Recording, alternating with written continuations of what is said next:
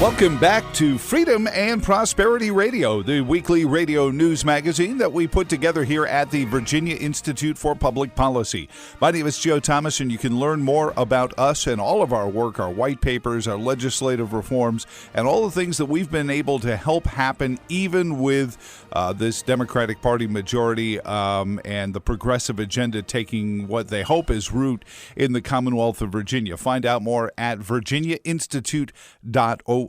You can also find archived episodes of this program on our YouTube channel. Go to youtube.com and search Freedom and Prosperity Radio. Our first guest this week is Distinguished Fellow at Save Our States. Michael Maibach is on with us. He's written just extensively on the issue of the national popular vote agenda and the movement that is grabbing on to states like the Commonwealth of Virginia.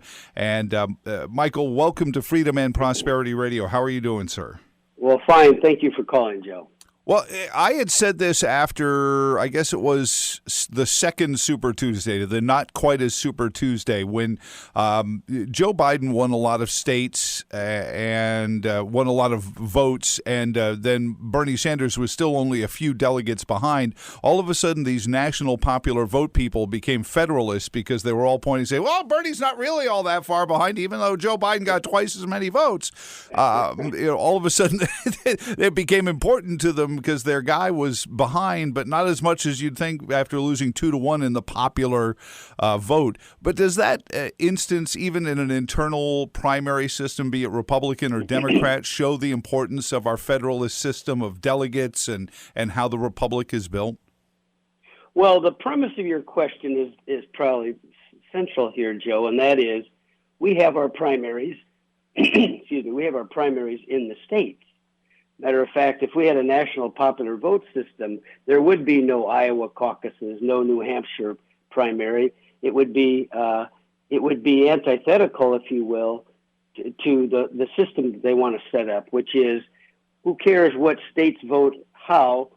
Let's just go for the popular centers. Mm-hmm. Well, populous centers like Los Angeles and New York. It is what they were afraid of even in the 18th century, because the Federalist Papers point that out very clearly, why they were electing the president this way. Well, we wouldn't have had, it was called the Connecticut Compromise, as you may know, in the Constitutional Convention. We wouldn't have had a constitution if we didn't have this particular system.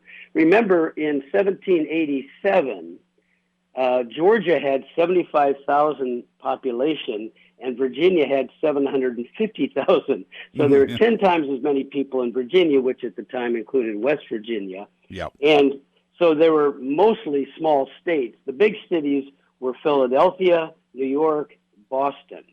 Yep. And then, of course, the Virginia Commonwealth because of the settlement here. The other 9 states really were very small and felt that they'd be overwhelmed and no one would ever be president from their state without a system like we have today. It also goes back to the essence of the revolution, which was we were sending all our tax money to Great Britain without a say in Parliament. And as an essence, I think most of these men who were crafting our founding documents said, well, if that's the case, let's not make our own government where we don't have a say. Right. And, one of the proposals at the Constitutional Convention was to elect the President of the United States through the Congress, because, after all, in the United Kingdom, the Parliament elected the Prime Minister. Yeah. And this was abhorrent to the founders because they knew what majority tyranny from a Parliament looked like, because they didn't like the British Parliament. And this really goes to the 3 key goals of the founders. Number 1 was to avoid majority tyranny at all costs. Majority tyranny was their concern with self-government, with democracy. The second goal they had was to balance the large and small state interests. And the third was we had to create an executive or a president who was independent of the other 2 branches. This was Montesquieu's idea of 3 branches of government. Mm-hmm. And they took his book, The Spirit of the Laws, in 1747 to heart. And really, the first experiment in it, and rarely do we see it work. With all of our bumps and bruises, still working pretty well. However, I worry that the U.S. Congress is trying to establish some sort of parliamentary oversight over the president, just because they feel like they can convince this particular population that see, this kind of president is why the Congress needs to run the presidency like a prime minister position would be, and I just worry that there are essential parts of what's made this country prosperous. Let's go back to the national popular vote question, though. So Virginia votes for it and approves their. Admission is the wrong word, but they're joining the caravan of states that want to sign on to the compact. Yeah, they want to abdicate their say in presidential elections to New York and Chicago. How far along are we? How perilous are we at this point? How close is it to actually reaching that trigger point where that this could become law? 15 states and the District of Columbia have now signed on to this compact, and they now have accumulated 196 electoral votes. You need 270, so they need 74 electoral votes. However, they would get that from various states.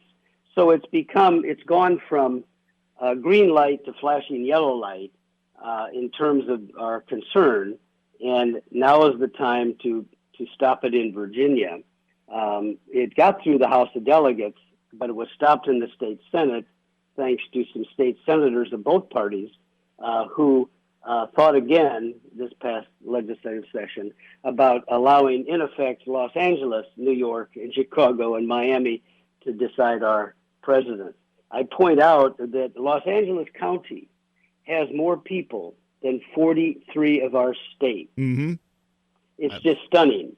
And New York has more people than 38 of our states. So New York City has more people than Virginia. Mm-hmm.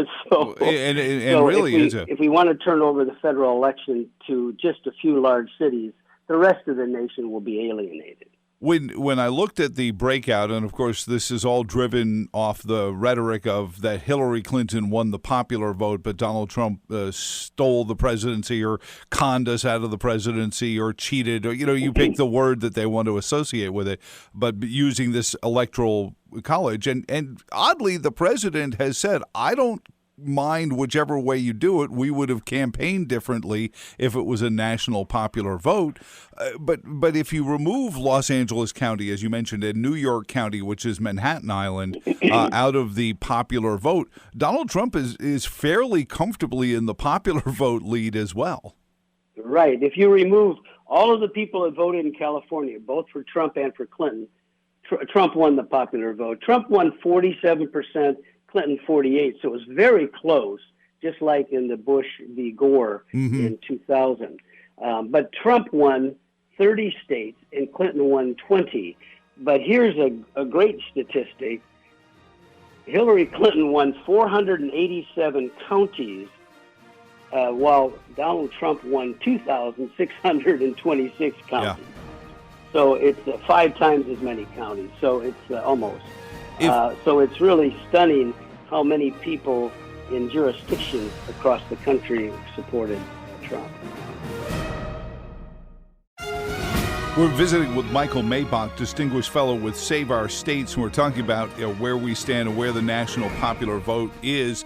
The statistics you were just talking about, if I was a constitutional professor at the University of, say, pick a state, say Virginia, for example, if there was such a university, call it the University of Virginia, and I was teaching constitutional law, this would be exactly the reason they wanted an electoral college. There was also the efficiency, I believe I read, of knowing your elector from your congressional district, because presidents couldn't necessarily campaign in every corner of even the 13 colonies. So you would know from a local political standpoint, who your elector was going to be, and they would be the one campaigning, saying, vote for me, I'm going to be Thomas Jefferson's elector, or vote for me, I'm going to be John Adams' elector, was more frequently the way the campaigns worked out, because that was your local representatives to it. But that statistic about the number of counties is exactly what they were talking about in this federalist system. Right. And by the way, when people say, well, let's have the majority rule on the presidential, in our 58 presidential elections since 1789, no candidate has received 50% of the vote on 19 occasions. So Lincoln got 39.7% of the vote, and yet he got the majority of the Electoral College on the run-up to the Civil War. Matter of fact, half the southern states had already left by the time he was sworn into office. Wow. And yet, if people had said, well, 61% of the people voted against Lincoln, we don't have a president, just think what would have happened to the Union. Jeez. Woodrow Wilson only got 41.8% of the vote, Harry Truman 49%, Bill Clinton 43% in 1992 because Ross Perot took 20%. Mm-hmm. Well, so the Electoral College helps form a majority opinion in the country, even when there's 2, 3, 4 people running. Well, and it is perhaps our last bastion, now that we elect our senators by popular vote, the last bastion of where the states have some sovereignty over the federal government. That, and also you would raise the U.S. House impeachment power, which of course was exercised last year. Remember, the House impeaches, but the Senate, which represents the states, they try and convict or don't convict the president. And that is another bastion. So Rhode Island, with its 2 senators, and California, with its 2 senators, have an equal say in impeachment and treaties and judges. You know, when the Supreme Court is appointed by the president, but guess who gets to confirm that? The states, dude. We are a nation of states. We are not France. Mm-hmm. And if we remove these state powers from our federal constitution, we really lose the coherence of this union that we've created a long time ago. Is there a danger, and I worry that we do things like sometimes teenagers do, I want a car, so I'm going to do whatever's necessary to get a car. So you have a political party that wanted to win the presidency, thought it was a foregone conclusion they were going to win the presidency, didn't win the presidency, and is immediately finding the villain in the room, which in this case was the popular vote. And it can easily backfire on you. These protections are meant to make it fair for both political parties, whatever they may be called. Right. And here's the irony. The national popular vote people think that if they get the popular vote as the rule of law, rather through this end run around the Constitution, that our 2-party system will remain and it'll just be one against the other as it has been for 240 years. But absolutely not. We will have 6 or 8 or 10 parties like the Italians. The Israelis right now for 3 months don't know who their prime minister is because they have so many parties. Yeah. The British have had 3 prime ministers in the last 4 years because there was not a majority government until right now under Boris Johnson. So we will have several parties: a socialist party, a conservative party, a libertarian party, a green party, et cetera, and there'll be a multiplicity of candidates, and no one will win 50% for sure. I just showed you, but even 30% could win the presidency. And then how do you elect a Speaker of the House if you have 6 parties in the U.S. Congress? Oh my gosh. It's hard enough right now, but my gosh, it would be, we would probably go for months and months of deal making in Washington. You think gridlock is bad now, get rid of the Electoral College and you have gridlock on steroids. So is this just because of the president? Does this go away in November if there's a presidential election where one president both wins the majority of the popular vote and the Electoral College, in your mind, Michael? Well, we don't know, of course. I mean, we didn't know 2 months ago that we're all staying at home right now. Yeah. So we don't know for sure. But I think if Mr. Trump is reelected, it'll be through the Electoral College, probably not the popular vote, because of California. California has almost 40 million people, and it has become a very blue state. So we don't know. I think if a Democrat defeats Mr. Trump and wins the popular vote and the Electoral College, which would be a fascinating election no matter what happens, then this may dissipate. But if Mr. Trump wins again with the majority of the Electoral College, which are the current rules, and that's what he's playing by, then we don't know. The other thing I wanted to point out was, remember in 2000 we had months of, I think 2 months of recount in Florida after the election, and it was it went to the Supreme Court. I mean, it was a lot of drama and uncertainty in our republic. Just think if we had a national popular vote and it was very close, and we've had a lot of close elections in America. Sure. How about a national recount? Oh my gosh! Holy cow! That would for 170 million votes. Holy cow! That would never end. And of course, 50 states have 15 different election systems. Some allow mail-in ballots, some online ballots now. Some have early voting, others don't, etc. They have different rules, and we would have to nationalize. The federal government would have to take over elections. Oh yeah. To have single rules. This is really upending this national popular vote, upending the entire election system of the United States of America. It's as Charles Black, a former professor of law at Harvard, said, to remove the Electoral College would be the single most radical change to the U.S. Constitution ever taken. And we really don't need that in our constitutional republic. No, because for all her warts, she what did Churchill once say? It's the worst form of government in the world, except for all the others. And we have been able to have prosperity, even be flexible through crises, like you mentioned, the coronavirus. We'll be getting into that in a little while with our next guest. But I have to ask one other question. I'm going to go the other direction on this. Michael Maibach is on from Save Our States. There are a couple of places that apportion their delegates to the Electoral College by congressional district.